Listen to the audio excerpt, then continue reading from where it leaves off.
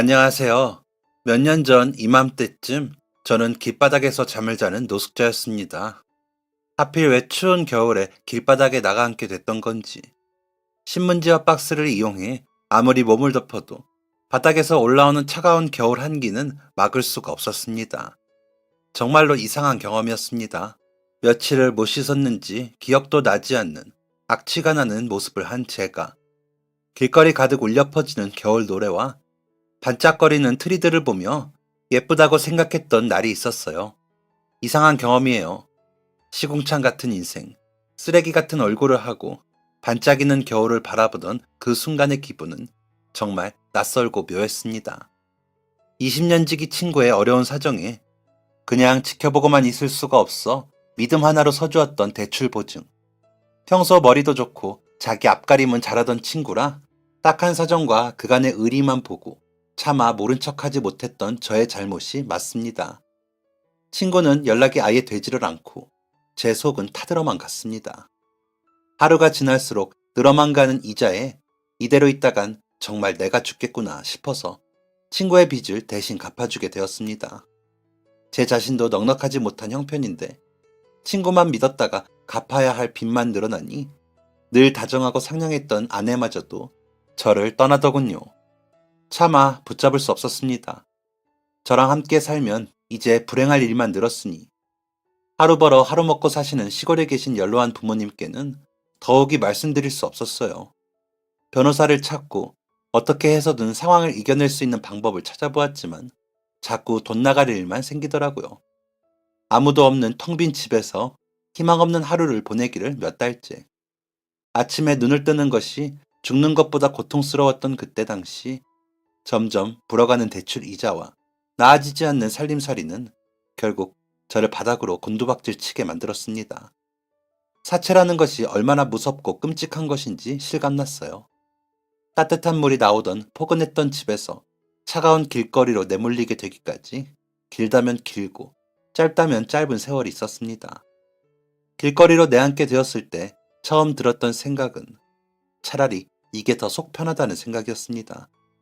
이렇게 하루하루 연명하다 그냥 콱 죽어버리면 되겠다는 바보 같은 생각. 힘든 저의 사정은 세상 돌아가는 것과는 아무런 연관이 없었고 겨울이 되고 거리는 연말 특유의 화려한 불빛으로 물들어갔어요. 길바닥에 앉아 걸어가는 사람들을 보면 죄다 행복한 표정입니다. 약속한 듯 길거리에는 캐롤이 흘러나오고 3355 짝을 이루어 추억을 만들어가는 사람들. 사랑했던 아내의 얼굴이 자꾸만 떠올라 유난히 추웠던 그날 함께 노숙을 하던 아저씨가 갑자기 저를 툭툭 치며 말했어요. 김씨, 밥 먹으러 가자. 그렇게 아저씨를 따라간 것이 제 인생의 또 다른 변환점이 될 줄은 꿈에도 몰랐습니다. 따뜻한 김이 모락모락 피어오르는 배식대 앞으로 저와 처지가 비슷한 저마다의 사연이 있는 사람들이 줄을 지어 기다리고 있었습니다. 성탄절 사랑의 밥차라고 하더군요. 그때는 제 마음이 꼬이고 꼬였을 때라 그 문구를 읽으면서 속으로 생각했습니다. 사랑은 개뿔, 밥만 있다고 사랑이 되나? 배식 차례를 기다리고 서 있으니 잔뜩 꼬인 마음과는 달리 뱃속은 얼른 밥 달라고 요동을 치더라고요. 혹여 이 소리가 남들에게 들릴까? 식판으로 배를 가리고 먼 곳만 보며 차례를 기다렸습니다. 제 차례가 다 와갈 때쯤 하나도 웃음이 나지 않던 저와는 달리 제 앞에 서 있던 아저씨들이 하하호호 대화를 나눕니다. 뭐가 저리 좋을까? 가만히 대화에 귀를 기울이니 대화를 이끌어가는 사람은 노숙인들이 아니라 우리에게 배식을 해주고 있던 한 남자였습니다. 그 사람은 종일 밝은 얼굴을 하고 한 사람 한 사람에게 따뜻한 말을 해주고 있더군요. 나한테도 저리 말을 걸면 어쩌지? 난 정말 웃어줄 자신이 없는데. 제 차례가 다가왔고 식판 위로 따뜻한 국물 한 그릇이 올려졌습니다. 애써 시선을 피하려는 제게 그 남자는 말했습니다. 오늘 날씨가 많이 춥죠? 따뜻한 국물이 최고예요. 보통은 이럴 때 뭐라고 맞받아쳐야 하더라. 아무 생각도 들지 않았습니다. 빨리 다 받아서 뱃속으로 집어넣고 싶다는 무식한 생각만 들었어요. 선생님, 이따 식사하시고 따뜻한 유자차랑 간식도 나눠드릴 예정이니 꼭 와서 드시고 가세요. 예. 결국 눈 한번 마주치지 못하고 구석에 앉아 식판 가득 담긴 밥을 허겁지겁 뱃속으로 밀어넣었습니다. 어찌나 맛있던지. 인생이라는 게 얼마나 한순간이기에 저렇게 남들을 위해 시간도 쓸 수 있는 여유 있는 사람들과 달리 나는 여기서 밥 구걸이나 하고 있는지 눈물이 밀려왔습니다. 따뜻하고 맛있는 밥을 먹어서 그런가? 모든 걸 다 포기한 건 제 자신인데 나약한 생각들이 자꾸 들더군요. 죽을 날만 기다리던 제가 이 밥 한 그릇이 뭐라고 자꾸만 더 살고 싶다는 생각을 했습니다. 눈물이 흘러 튼살에 자꾸 닿으니 따갑기도 하고 다시 살고 싶어지는 제 자신이 싫어 수저를 내려놓았습니다. 눈물을 질질 흘리는 동안에 배식이 끝났는지 다른 한쪽에서는 빈 식판을 들고 또 줄이 이어지고 있더군요. 저마다 싹 비워낸 식판을 들고 있는 그 줄 맨 뒤에 다 비워내지 못한 식판을 들고 섰습니다. 아니, 김씨, 왜 다 안 먹었어? 그냥요. 자존심 세울 땐가? 나중에 후회하지 말고 식판 반납할 때 간식하고 유자차 준다니까 그거라도 꼭 먹으라고, 응? 저를 이곳으로 데려와 주었던 아저씨의 잔소리는 줄이 끝날 때까지 계속되었습니다. 길바닥 생활 오래 하려면 여기서 버티려면 자존심 같은 거 다 버려야 한다. 저는 버티고 싶지 않은데요. 하는 소리가 목적까지 올라왔지만 애써 꾹 눌러 담으며 그렇게 식판 반납을 할 때였습니다. 선생님, 왜 다 안 드셨어요? 입에 안 맞으세요? 국도 싱겁고 반찬도 맹탕이네요. 안 그래도 오늘 제가 국을 끓이면서 간이 이게 맞나 헷갈렸는데 선생님께서 저보다 미각이 더 좋으시네요. 제가 이 동네에서 작은 식당 하는 요리사거든요. 그래도 명색이 요리하는 사람이 간 하나도 제대로 못 맞추고 부끄럽네요. 배가 불러서라고 대답하거나 그냥 얼버무리면 될 것을 굳이 마음에도 없는 소리가 입 밖으로 나갔습니다. 못된 말을 했는데도 사람 좋은 웃음을 지으며 자기 실력이 모자란 것 같다고 하는 모습이 참 부러웠습니다. 그런 여유가 부러웠습니다. 정말로요. 저는 빨리 뒷사람이 와서 이 남자의 앞을 떠나고 싶다고 생각했습니다. 근데 어찌 끝나야 할 대화가 끝이 날 기미를 보이지 않더라고요. 쓱 뒤돌아보니 제가 마지막 순서였는지 제 뒤에는 아무도 서 있지 않았습니다. 큰일 났다. 속으로 생각했습니다. 그리고 밥을 먹을 때부터 잔뜩 위태로웠던 저의 감정선을 결국 그 남자가 건드리고 말았습니다. 이런 말씀 어떻게 들릴지 모르겠지만 저도 오늘 선생님처럼 이렇게 간이 맞지 않은 국에 밥 말아 먹으며 힘들었던 때가 있었어요. 지금이야 시간이 지나서 이렇게 배식도 다니고 하는데 그땐 정말 살고 싶지가 않았음. 아니, 말이 되는 소리를 하세요. 저처럼 일이 살았는데 지금은 식당을 하고 있다고요? 참 동화 같은 소리를 하시네. 어줍지 않은 위로 하지 마시고 진짜 도와줄 것 아니면 혹시라도 다른 사람들한테 이런 말 하지 마시오. 공짜로 밥 얻어먹는다고 우리 같은 사람들이 마냥 우스운가? 남자의 희망찬 이야기를 듣는 것이 너무 고통스러워서 저도 모르게 마음속으로 다시 잘 살아볼 마음이 드는 것이 역겨워서 그만 천발을 받아도 모자랄 소리를 퍼부었습니다. 추위에 떨리는 건지 자꾸 목젖을 뚫고 나오려는 울음 때문에 떨리는 건지 모를 목소리를 감추며 유자차고 간식이고 받지도 않고 냅다 그 자리를 박차고 나와 공원 한편에 주저앉았어요. 진짜 못난 인간, 처벌을 받아야 마땅할 인간, 속으로 제 자신에 대한 저주를 퍼부었습니다. 참았던 눈물이 그제야 폭발하듯 터졌습니다. 다 큰 어른이 씻지도 못하고 더러운 몰골을 하고 공원에 주저앉아 엉엉 울고 있으니 지나가는 사람들이 흘끔흘끔 곁눈질을 하며 저를 피해 걸었습니다. 그때 죄다 멀어지는 발걸음뿐인 저의 귓가에 믿을 수 없는 소리가 들려왔어요. 뜀박질 소리. 제게로 달려오는 뜀박질 소리였습니다. 선생님! 아까 그 남자였습니다. 뛰어오느라 숨이 찼는지 헥헥 숨을 고르며 제 앞에 똑같이 철푸덕 주저앉았어요. 손에는 보온병 하나와 간식을 잔뜩 쥐고. 기분 상하셨다면 죄송합니다. 그래도 저 거짓말한 거 아닙니다. 선생님 그렇게 나가시고 짧게나마 억울했습니다. 저 오기가 생기네요. 거짓말 아니라고, 진짜라고 증명해 보이고 싶어요. 지금 제가 하는 말도 기분 나쁘실 수 있겠죠. 하지만 저도 기분 나쁩니다. 그러지 말고 저희 식당에 나오세요. 선생님 어떤 사연인지 저는 모르지만 아직 저보다 훨씬 젊으신 것 같은데. 저도 함께 나온 봉사자들 보기에 체면이 구겨져도 한참 구겨졌어요. 선생님 때문에. 이렇게 된 거 저한테 오셔서 제 말이 진짠지 아닌지 한번 해보세요. 여기 식당 주소입니다. 내일 여기로 나오세요. 안 나오시면 저한테 이렇게 하신 게 쪽팔려서라고 생각하겠습니다. 상냥했던 말투와 표정을 싹 지워버리고 잔뜩 화가 난 표정을 한 남자가 바닥에 보온병과 간식을 내려두고 사라졌습니다. 눈물이 가득했던 두 뺨에 찬바람이 불자 누군가에게 한 대 얻어맞기라도 한 것처럼 얼얼했습니다. 그렇게 그 자세로 울지도 웃지도 못한 채 밤이 되도록 가만히 앉아 있었던 것 같아요. 해가 지고 나서야 보온병 뚜껑을 열었습니다. 시간이 지났는데도 아직 온기가 남아있는지 보온병 주둥이를 타고 뽀얀 김이 희미하게 올라왔습니다. 그 남자의 말이 사실인지 가짜인지는 중요하지도 궁금하지도 않았습니다. 그저 이렇게 또 인생에 대해 희망을 가져보려는 제 자신이 징그러울 뿐이었습니다. 사실은 묻고 싶었습니다. 길바닥에 나와 살다가 어떻게 지금처럼 그렇게 여유 있는 인생을 살게 됐는지, 어떻게 하는 건지, 어떻게 했는지, 나도 할 수 있는지. 잠 한숨 자지 않고 밤새 공원을 걸었습니다. 걷고 또 걷고 추위에 손과 발이 감각이 없어져 가는데도 계속 걸었습니다. 건물들 사이로 떠오르는 해를 보며 생각했어요. 혹시 이대로 죽을 수가 없는 운명인가? 내가 저 사람한테 그런 말을 할 자격이 있었나? 일단 찾아가서 진심이 아니었다고 사과를 하자. 내 자신에 대한 비난이었다고. 단 한마디도 진심이 아니었다고 꼭 사과하자. 주머니에 동전을 털어 편의점에서 가장 비싼 우유 하나를 샀습니다.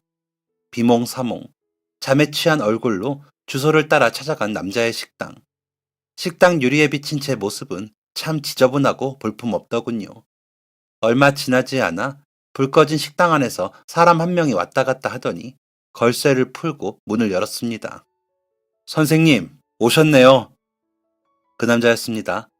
상냥한 미소는 지워버리고 무표정을 한 그 남자의 얼굴은 지극히 평범한 아저씨의 얼굴이었습니다. 밤새 공원을 걸으며 준비했던 사과의 말이 새하얗게 지워졌습니다. 뭐 하세요? 안 들어오고. 남자의 말에 주춤거리며 식당 안으로 발을 들였습니다. 벽에 걸린 시계는 숫자 6을 가리키고 있었어요. 문 너머에 가만히 서서 고개를 숙였습니다. 사과드리러 왔습니다. 죄송합니다. 진심이 아니었습니다. 어제 밥도 너무 맛있었는데 거짓말을 했습니다. 제 자신이 미워서 자꾸만 눈물이 나서 더 먹을 수가 없었어요. 근데 끝까지 따뜻하고 희망찬 말을 하시는 사장님 보니까 결심했던 마음이 자꾸 무너지려 해서 마음에도 없는 소리를 했어요. 제가 너무 나쁜 말을 했습니다. 천벌받을 소리를 했습니다. 죄송합니다. 그 말씀 드리려고 왔어요. 그러니까 밥도 맛있었고 한데 제 말에도 기분 나쁜 게 없었는데 일부러 그랬다는 말씀이세요? 네, 죄송합니다. 제가 정말 나빴습니다. 정말 기분 나쁘네요. 그걸로 사과가 되겠어요? 죄송합니다. 어떻게 하면 마음이 풀리시겠어요? 일단 드러나 봅시다. 그 결심했던 마음이라는 게 뭔데요? 이대로 살다 빨리 죽자는 마음이에요. 그래요? 그럼 제 기분 풀릴 때까지 나도 선생님 그 마음 방해해도 되죠? 영 화가 안 풀리네. 사실 제 손맛이 좋아서 어딜 가나 누구에게나 맛있다고 칭찬만 받는데 어제 자존심이 많이 상했어요. 게다가 사람 진심까지 그렇게 나쁘게 몰아가셨으니 사과를 들어도 마음이 안 풀리네요. 선생님이야 곧 죽자는 마음이니 제가 사과를 받던가 말든가 별 상관없으시겠지만 전 아니에요. 기분이 나빠서 장사도 못하겠고 이제 배식 봉사도 그만 다녀야겠어요. 화가 안 풀린다 이 말입니다. 죄송합니다. 정말 죄송합니다. 나도 이렇게 살고 있으니 다른 사람들한테도 힘이 되고 싶어서 시작한 일이에요. 근데 선생님께서 아주 짓밟아 버리셨어요. 한 끼라도 같이 먹고 살자고 하는 일인데 모두가 선생님 같은 마음일까 두려워졌습니다. 오늘 저녁에도 배식 활동 예정되어 있었는데 취소했습니다. 당일날 취소하면 준비한 음식들 다 버려야 하는 거 알고 계세요? 선생님 때문에 다른 사람들도 따뜻한 밥 먹을 기회 날리고 봉사단체에서는 음식들까지 다 버려야 하는 상황이에요. 어떤 피해를 주셨는지 생각해 보세요. 그러지 마세요. 죄송합니다. 저 때문에 그러지 마세요. 제가 정말 잘못했습니다. 정말 죄송하신 거면 행동으로 보여주실래요? 오늘 봉사자 4명이 빠졌습니다. 뭐, 다시 구할 수야 있겠지만, 선생님이 빈자리 채워서 저랑 같이 배식 활동하러 나가신다면, 지나가는 작은 소동이었다고 생각하고 선생님 사과 받겠습니다. 그렇게 해야 저도 취소를 번복할 명분이 생기죠. 오늘 이렇게 찾아오신 건 선생님이 일으킨 무리에 대해서 책임감을 어느 정도 갖고 오신 거라 생각할게요. 생각보다 화가 많이 난 상태의 사장님은 속에 있던 말을 꺼내는 사람처럼 해탈한 표정으로 한 문장 한 문장 칼같이 뱉어내셨습니다. 생각보다 심각한 상황에 어떻게 용서를 구해야 할지, 어떻게 하면 원점으로 돌릴 수 있을지 머릿속이 하얘졌어요. 배식 봉사를 함께 나가자는 사장님의 말은 순간 저를 또 망설이게 했지만 별다른 방법은 없었습니다. 제가 죽고 싶은 거였지 남들에게 피해를 주고 싶었던 것은 아니었으니까요. 저는 조용히 고개를 끄덕였습니다. 저녁 배식에 나가기까지 꼬박 12시간이 남은 상태였습니다. 사장님은 저의 긍정에 한숨을 쉬며 자리에서 일어나더니 식당 안에 있는 방에서 수건과 옷가지를 챙겨 나오셨습니다. 욕실은 따로 없지만 화장실에 따뜻한 물도 나오고 씻을 공간이 있으니 들어가서 우선 씻고 나오세요. 그래도 입으로 들어갈 밥 준비해야 하는데 씻기는 해야 되겠죠? 옷은 우리 유니폼인데 대충 사이즈 맞을 거예요. 저는 군말 없이 화장실로 들어가 물을 틀었습니다. 샤워기가 없어 호스로 씻어야 했지만 따뜻한 물이 머리부터 발끝까지 적셔지니 너무 개운했어요. 며칠 만에 하는 샤워인지 모르지만 개운한 상태로 새 옷을 갈아입은 거울 속 제 모습이 정말 낯설었습니다. 사람 같은 제 모습에 알 수 없는 설렘이 자꾸 가슴을 두드렸습니다. 저녁이 되어 배식 장소에 도착해서 길게 줄 선 사람들을 보니 마음이 이상했습니다. 김이 모락모락 피어나는 국을 국자로 힘껏 퍼냈습니다. 몇백 번, 몇천 번도 더 할 수 있을 것 같은 마음이 자꾸만 들었어요. 살고 싶다. 배식이 끝나고 정리를 하면서 깨달았습니다. 저는 죽고 싶은 것이 아니었다는 것을, 잘 살고 싶었다는 것을. 고생했어요. 배식 정리가 끝나갈 무렵 사장님이 제게 다가와 악수를 건넸습니다. 고생했다는 말과 함께 느껴지는 따스한 손의 온기를 평생 잊지 못할 것 같았습니다. 얼굴도 모르는 사람들 밥 한 끼 따뜻하게 먹여보겠다고 고생하는 사람에게 나쁜 말 퍼부은 개념 없는 저를 용서라는 핑계로 깨끗하게 씻을 수 있게 해주고 인생을 살고 싶은 마음까지 깨닫게 해주시다니 참으로 멋진 사람이라는 생각이 들었습니다. 악수를 하고 돌아서려는 사장님의 손을 저는 놓지 못했습니다. 눈 한 번 딱 감고 말해보고 싶었습니다. 그게 누가 됐건 제 솔직한 마음을 들어줄 사람이 간절히 필요했습니다. 사장님, 저 살고 싶습니다. 평범하게만. 그냥 사람답게만 다시 살아보고 싶습니다. 사장님은 맞잡은 손과 제 얼굴을 번갈아 보시고는 스르르 미소를 지으셨습니다. 처음 배웠을 때 제 식판에 국을 퍼주시던 그 따뜻한 미소였습니다. 네, 살아야죠. 선생님 이미 제 손 타셨는데 제가 그대로 인생 포기하게 내버려 둘 거라고 생각하셨어요? 제가 정말 화가 나서 오늘 이렇게 모시고 왔다고 생각하세요? 그럼 선생님 제 가게 앞에 찾아오셨을 때, 그리고 여기 같이 오기로 마음 잡수셨을 때, 그때부터 이미 선생님은 인간답게 살고 계셨어요. 그래도 이왕 살아보고 싶다고 생각이 드셨으면 평범하게 말고 특별하게 행복하게 살아봐요.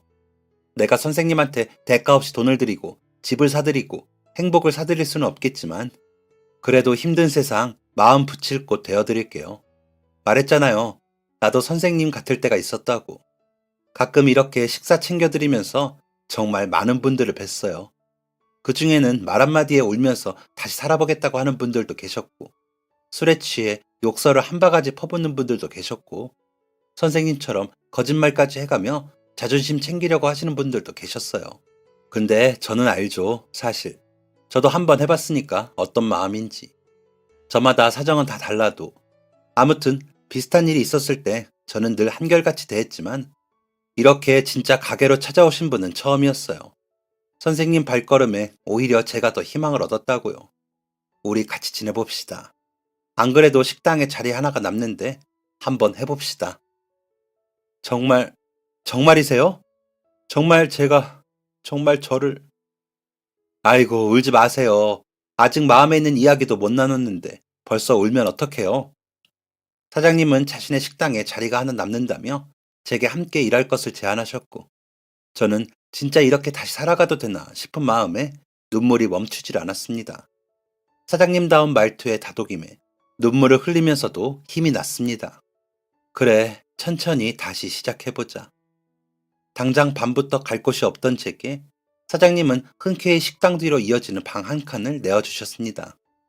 창고로 사용하는 곳이라 바닥이 차다고 걱정하셨지만 차가운 바람이 매섭게 휘몰아치는 바깥 세상에 비하면 더할 나위 없는 천국이었습니다. 그래도 저를 어떻게 믿고 여기 저 혼자 두고 가세요? 하하, 선생님, 제법 유머 감각이 있으시네요.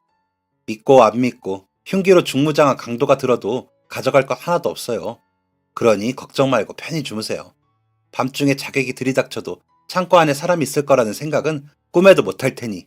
하하. 사장님은 호탕하게 웃으며 다음 날을 기약하셨습니다. 그날 밤 천근만근한 눈꺼풀이 자꾸만 눈앞을 가리고 몰려오는 피곤함에 수십 번 하품을 하면서도 쉬이 잠에 들지 못했습니다. 처음 길거리에서 잠을 청하던 날보다 다시 이렇게 방바닥에 누워있는 그 순간이 더 현실감이 없었기 때문입니다. 다음 날 사장님은 가게 문을 열기 위해 어김없이 아침 6시에 출근을 하셨습니다. 전날 그랬던 것처럼 화장실에서 씻고 나오니 신선한 재료들을 사들고 들어오는 사장님이 보였어요. 잘 잤어요? 앉아봐요. 새우 등 좀 따게. 새우 등 딸 줄 알아요? 네, 사장님, 알고 있습니다. 따로 하시는 방법 있으시면 한번. 요렇게 톡.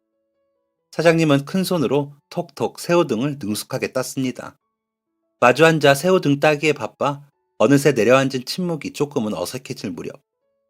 근데 이름이랑 나이가 어떻게 돼요? 저 37입니다. 정준현입니다. 나는 서말태, 55이요. 나는 뭐 사장이니 사장이라고 부를 거고 준현 씨라고 부르면 되겠어요? 네, 편하게 부르십시오, 사장님.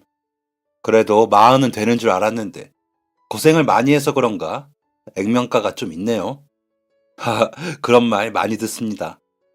농담을 또 진담처럼 받아듣네. 자, 면접은 여기까지. 오케이, 합격. 그러면 이제 새우 등 따고 마늘 까고 양파 써는 동안 그동안의 긴 사연 좀 들어볼까요? 제 사연 말씀이시죠? 그렇지. 왜요? 어색하면 내 이야기부터 먼저 들려줄까요? 아참, 못 믿었잖아. 내가 그런 시절이 있었다는 걸. 내 얘기부터 해줄게요. 사장님은 능숙한 손놀림으로 새우 등을 따며 덤덤한 말투로 자신의 이야기를 들려주셨습니다. 딸과 둘이 살던 사장님은 하나뿐인 딸이 납치되었으니 계좌로 돈을 보내라는 전화를 받고 진짜 납치라고 생각해 딸만 무사히 돌려달라 라고 사정하며 가진 돈을 보이스 피싱범에게 몽땅 보내버리고 허탈한 세월을 보내고 있었다고 합니다. 속았다 라는 생각에 상대에게 분한 마음도 물론 들었지만 자기 자신이 무척이나 멍청한 사람이 된 것 같은 기분이 들어 너무 힘들었다고 하셨습니다. 딸과 함께 길바닥에 나가 앉을 순 없어서 딸은 육아원 같은 시설로 보내고 막노동을 하며 노숙 생활을 하셨다는 사장님. 그렇게 자기 자신을 원망하며 틈만 나면 술만 마시던 사장님께 어느 날 따님이 찾아와 같이 밥 좀 먹자고 화를 냈다고 합니다. 서양식 면 요리라면 빨간 케찹 소스에 버무려진 새콤한 면 요리밖에 몰랐던 사장님은 크림 수프 같은 색깔을 한 하얀 스파게티를 먹고 진심으로 기뻤다고 하셨습니다.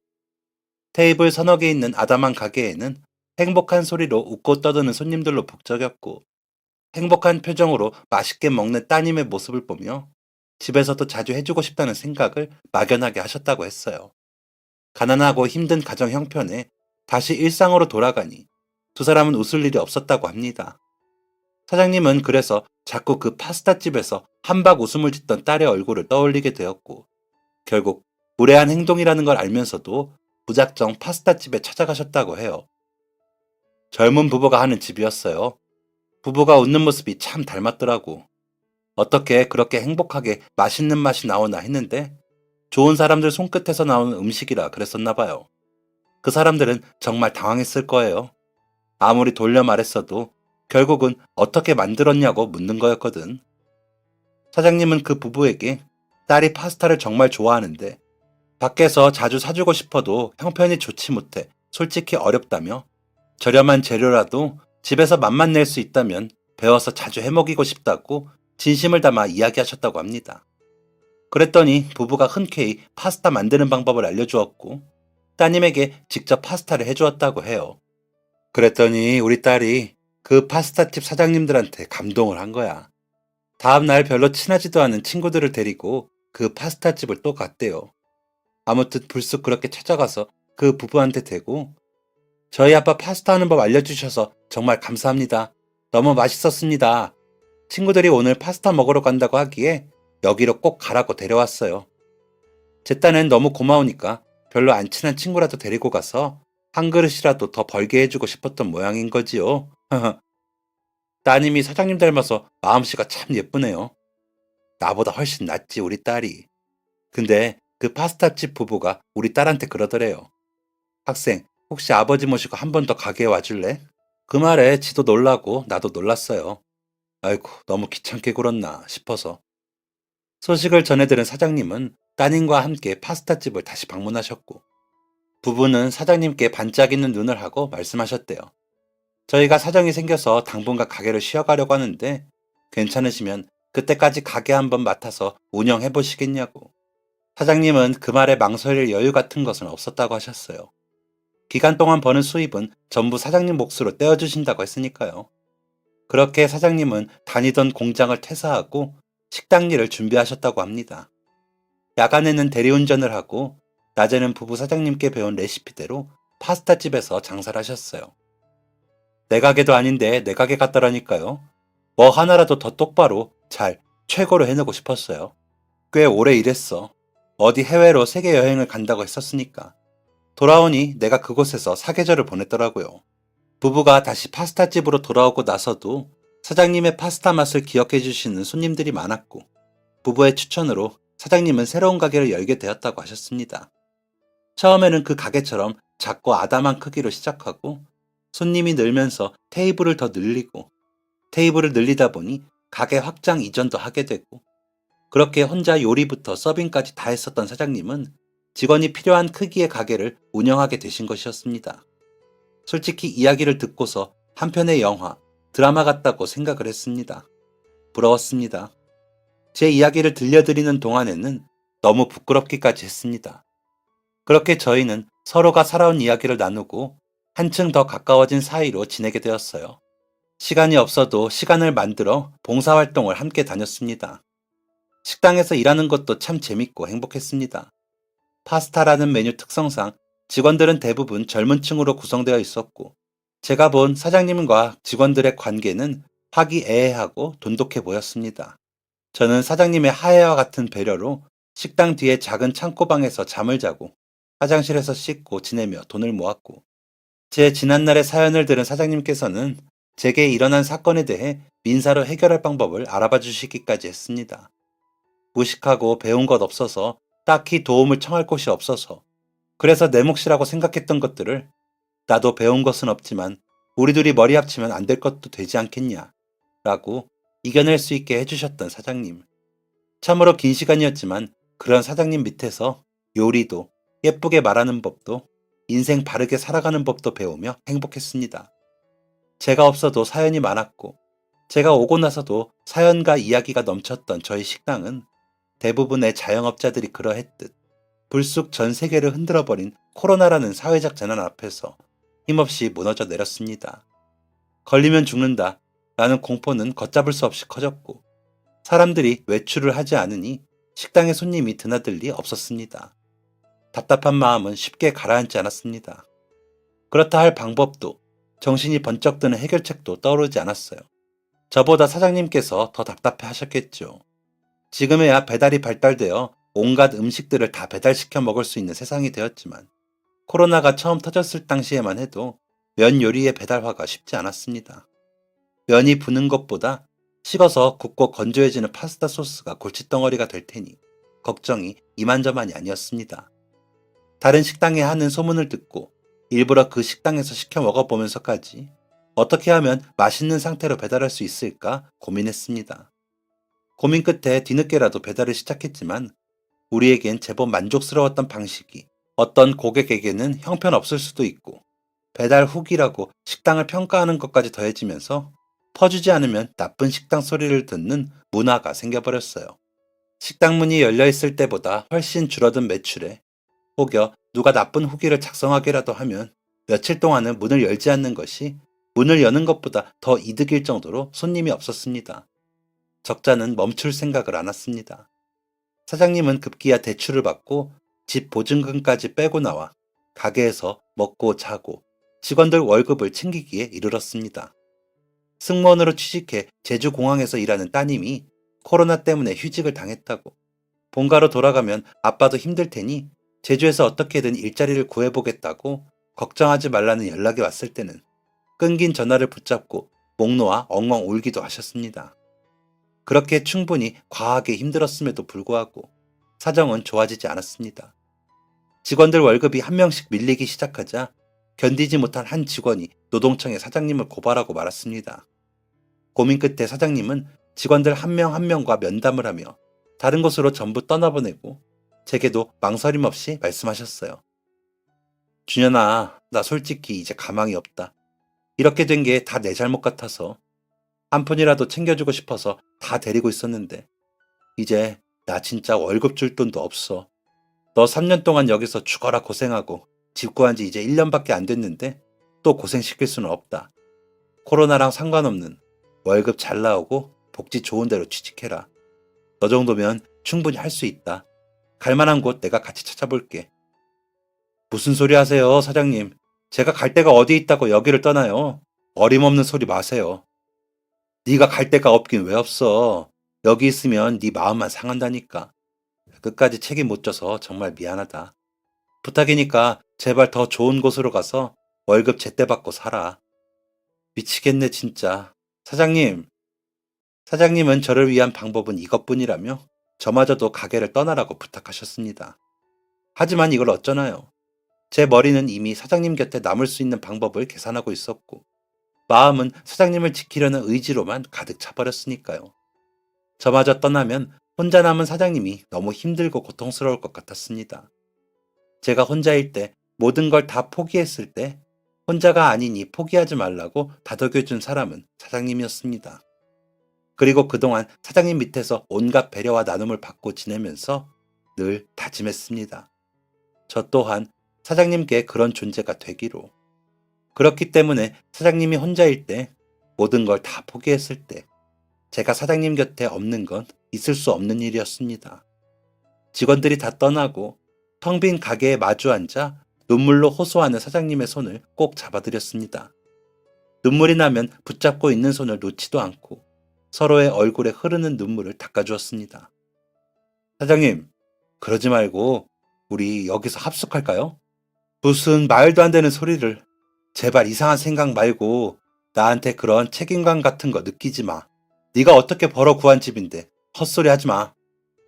고민 끝에 합숙이나 하자며 일부러 농담 같은 말투로 말씀드렸지만 사장님께서는 절대 안 된다고 노발대발 하셨습니다. 그러면 이걸 어떻게 강제 추진하나.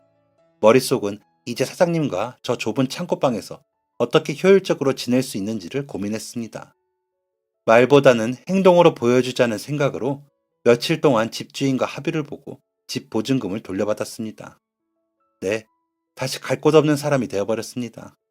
물론 그 전까지 지내던 집도 온전히 내 거라고 말할 수 있는 자가는 아니었지만 그래도 내가 사는 집이라고는 부를 수 있는 공간이었는데 다시 원점으로 돌아간 것입니다. 집이 없는 삶, 한번 해봤기에 자신 있었습니다. 그리고 혼자가 아니라 사장님과 함께이기에 더 자신 있었습니다. 떨리는 마음으로 사장님께 보증금이 든 봉투를 쥐어드렸습니다. 사장님, 저 집주인한테 쫓겨났어요. 이 돈 드릴 테니까 나 다시 지낼 집 구할 때까지만 여기 창고에서 지내게 해주세요. 뭐? 집주인한테서 쫓겨나? 예, 그렇게 됐네요. 가만히 있었어? 전화번호 줘봐. 아이, 벌써 끝났는데 뭐하러 전화를 해요? 사랑하다 헤어진 남녀나 끝내고 나서 구차하게 전화하고 그러지. 사랑하지도 않는 집주인한테 뭐하러 전화를 걸어요? 끝난 사이에. 너 좀 이상한데? 너 설마 너 이 새끼 일부러 집 빼고 나온 거야? 난 그런 소리 한 적 없어요. 오늘 밤에 가게 마치면 짜파게티 끓여서 파김치 돌돌 말아 먹을까요? 야, 정준현. 준현 씨, 너 진짜. 아휴, 사장님. 저 이왕 이렇게 된 거 솔직하게 얘기할게요. 우리 가게 다시 좋아질 때까지 나 월급도 받을 생각 없어요. 주면 다시 돌려주고 또 주면 또 다시 돌려줄 거예요. 솔직히 제가 그동안 사장님께 받은 거, 물질적인 것부터 마음까지 셀 수 없이 많은데 늘 받기만 하면서 속으로 생각한 게 뭔 줄 아세요? 와, 나 이거 죽기 전에 사장님한테 다 갚을 수 있을까? 그동안 뭐 사소한 거 하나라도 해드릴 수 있는 게 있었어야지. 지금 제가 하는 것도 진짜 부담 가질 필요가 하나도 없는 것들 뿐이에요.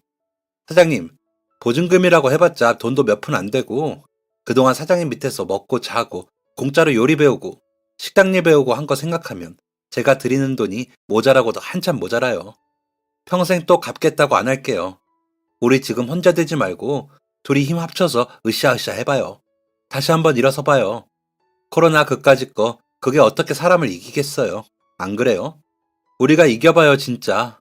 나 사장님이 나랑 같이 다시 한번 힘내본다고 약속하시면 앞으로 살면서 또 받은 거 갚겠다고 사장님 말 안 듣고 마음대로 구는 일 없을 거예요. 약속할게요. 그러니까 처음이자 마지막으로 딱 한 번만, 네? 한 번만 같이 일어나요, 사장님. 지금 우리가 뭘 한다고 해서 뭐가 되지도 않아. 알잖아요, 준현 씨. 나 진짜 정말 미쳐버리겠네. 분명히 할 수 있는 방법이 있을 거예요. 우리 동네는 아니지만 저 번화가에 있는 식당들은 조금씩 살아나고 있대요. 희망이 있어요, 사장님. 수진이도 이번에 휴가 있어서 잠깐 올라온다고 했어요. 사실 제가 부탁했어요. 젊은 사람들 하는 인스타그램인가? 그것 좀 알려달라고. 우리 딸이? 잠깐만. 혹시 수진이한테 가게 사정 이야기한 건 아니지? 절대 얘기하면 안 돼요. 지 아빠 걱정돼서 잠 한숨 못 자래야. 아유, 수진이한테는 당연히 얘기 안 했죠. 그냥 삼촌 만나는 사람이 인스타그램 하는데 삼촌이 할 줄 몰라서 창피하다. 네가 좀 알려줘라 했어요. 그랬더니 안 그래도 휴가 받아서 올라갈 거라고 제대로 알려준다던데요. 만나는 사람 있어? 아니요. 당연히 수진이한테 핑계거리 대려고 지어낸 이야기지. 제가 여자 만날 시간이 어디 있었어요? 아무튼 사장님, 제가 젊은 사람들 좋아하는 사이트에 우리 가게 홍보도 좀 해보고 온갖 거 다 해볼 테니까 우리 같이 힘내요. 난 사장님 절대 혼자 못 두겠어요. 못 살겠다. 아이고, 정말. 사장님은 연신 마른 세수를 하며 한숨을 쉬셨습니다. 알고 있었습니다. 사장님 성격상 저에 대한 부담감을 가지시겠지요. 하지만 그 부담감 때문이라도 어떻게 해서든 일어서실 분이라는 것 또한 알고 있었습니다. 그래, 한번 해보자 까짓 거. 솔직히 무지하게 든든하다. 내가 5년 전 그때 참 사람 하나는 잘 봤구나 싶어서. 고마워요, 준현 씨. 진짜 나 힘이 난다. 해봅시다. 그렇게 사장님과 저는 가게의 작은 창고방에서 힘든 하루 서로의 등을 토닥여주고 맥주 한 캔에 라면 한 그릇에 걱정과 고민을 씻어내면서 하루하루를 보냈습니다. 사장님의 따님이 알려주신 인스타그램 어플을 가지고 가게 홍보도 열심히 했습니다. 서툴지만 하면 할수록 요령이 생기기도 했습니다. 가끔 들르는 손님들이 인스타그램 보고 왔다고 말을 해줄 때면 짜릿한 성취감이 느껴지기도 했습니다. 배달로 나가는 음식이 늘어가고 코로나 규제가 점점 완화되면서 팔이 날리던 가게에도 하나둘 손님들이 찾아들었습니다. 어설프지만 데이트 온 손님들께 직접 사진도 찍어드리고 기념이 될 만한 작은 선물도 챙겨드렸습니다. 단, 인스타그램에 사진과 후기를 남겨주면 해드리는 조건이었어요. 생각보다 반응이 좋았습니다. 고작해야 어플 하나가 대단하면 얼마나 대단하겠어? 했었는데 실로 대단했어요. 홍보를 해주겠다는 사람들도 찾아오고 적당한 가격에 홍보를 맡겨도 보았습니다. 한번 맛집으로 각인이 되니 코로나가 뭐였는지 까맣게 잊을 정도로 많은 손님들이 찾아주셨습니다. 사장님과 저는 팔이 8개인 사람처럼 바쁘게 일했습니다. 그동안의 적자를 메꾸려면 사람을 구할 수도 없었습니다. 그래도 하루를 끝마치고 나서 찾아오는 뿌듯한 마음은 어마무시했습니다. 식당의 코로나 규제가 완전히 풀리던 날, 사장님은 다시 제게 봉투를 건네셨습니다. 한 번도 손댄 적 없었다는 듯 처음 드렸던 그대로 들어있던 저의 보증금. 이제 편하게 집에서 자고 일한 만큼 돈도 받고 다시 예전으로 돌아가자. 그동안 진짜 고생 많았다. 돈의 금액보다도 준현 씨가 나를 생각해주는 그 마음이 진짜 컸어. 그 마음만으로 너무 벅차게 고맙고 감사해서 차마 그 돈을 쓸 수가 없었어. 정말 다시 한번 너무 감사하고 고맙습니다, 준현 씨. 당신 같은 사람을 만나서 내가 얼마나 복받은 사람인가 생각해요. 앞으로도 계속 나의 좋은 직원으로, 사랑하는 동생으로 그렇게 곁에 남아줘. 기쁜 날 저희는 울지 않았습니다. 울 수 없었습니다. 앞으로 함께 나아갈 행복한 날들을 상상하기에도 시간이 모자랐으니까요. 저는 그렇게 다시 집을 구하고 사장님도 하나둘 직원들을 고용하기 시작하셨습니다. 아직까지 그때의 적자를 다 채워넣기엔 한참 모자라지만 다 포기하고 싶을 정도로 사람을 극한에 몰아넣고 참 무섭기도 했었던 코로나가 그렇게 기억 속에서 잊혀져 갑니다. 오늘 사장님과 함께 오랜만에 배식 봉사를 다녀오는 길에 자주 오시는 손님과 마주쳤습니다. 40 정도 되어 보이는 여자 손님이신데 늘 따님과 함께 오셔서 기억에 남았거든요.